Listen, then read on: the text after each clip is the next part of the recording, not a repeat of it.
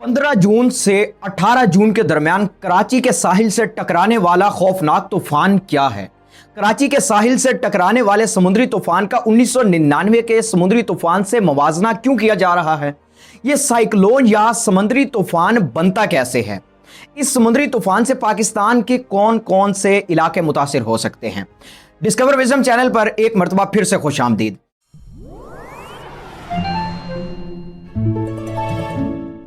Cyclone का नाम बपरजॉय है, जो बांग्लादेश की जानिब से रखा गया है, जिसका बंगाली जुबान में मतलब तबाही या कुदरती आफत है। पाकिस्तान के महकमे मौसमियात की जानिब से पेशगोई की जा रही है कि यह समुद्री तूफान अगले कुछ घंटों में इंतहाई शदीद साइक्लोन तूफान में बदल सकता है। ये साइक्लोन गर्म हवा की वजह से जन्म लेते हैं और एक गोल दायरे की शक्ल में आगे बढ़ते हैं। जब समंदर की गर्म हवा ऊपर उठती है तो उसकी हिद्दत में कमी आती है और यह बादल की शक्ल इख्तियार कर लेती है। जैसे जैसे ये हवा बुलंद होती है, समुद्री सतह के करीब हवा में कमी होती है, कम दबाव वाले इलाकों की जानिब खला को पूर करने के लिए और हवा हरकत में आती है, जो गर्म हवा होकर एक गोल दायरे की सूरत में घूमती है। बहीरे अरब में मौजूद बिपरजॉय नामी समुद्री तूफान अब इंतहाई शदीद साइक्लोन में तब्दील हो चुका है और इसका रुख बदस्तूर पाकिस्तान और इंडिया के साहिली इलाकों की जानिब है।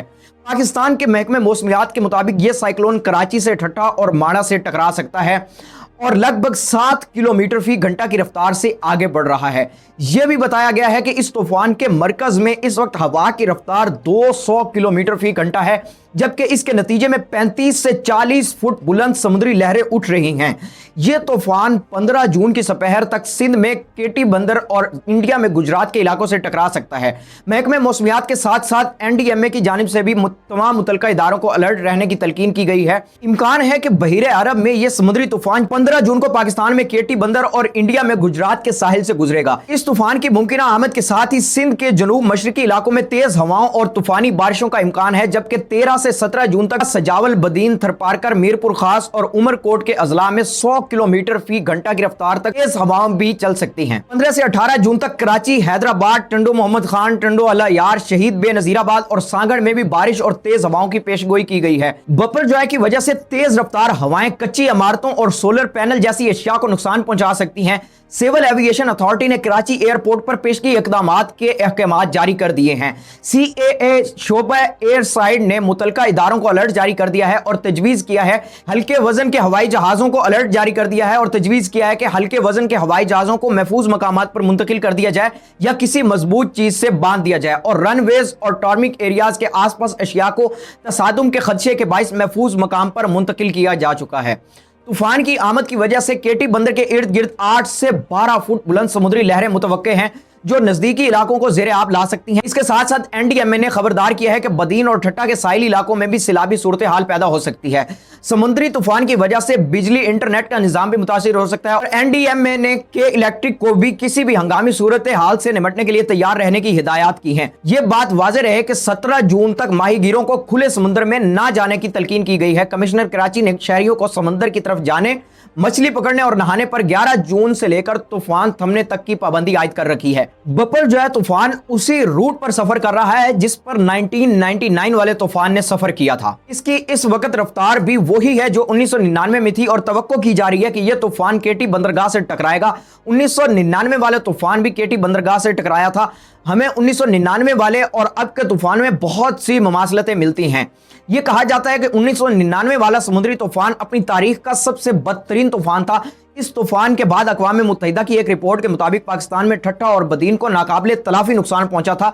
उस वक्त 189 लोग हलाक जबकि 150 अफराद लापता हुए थे। 1,38,000 घर तबाह हुए थे। इस तूफान की वजह से 2,56,000 एकड़ ज़रई जमीन तबाह हुई थी और मुतासरीन को काफी अरसे तक आर्जी रिलीफ कैंपों में रहना पड़ा था।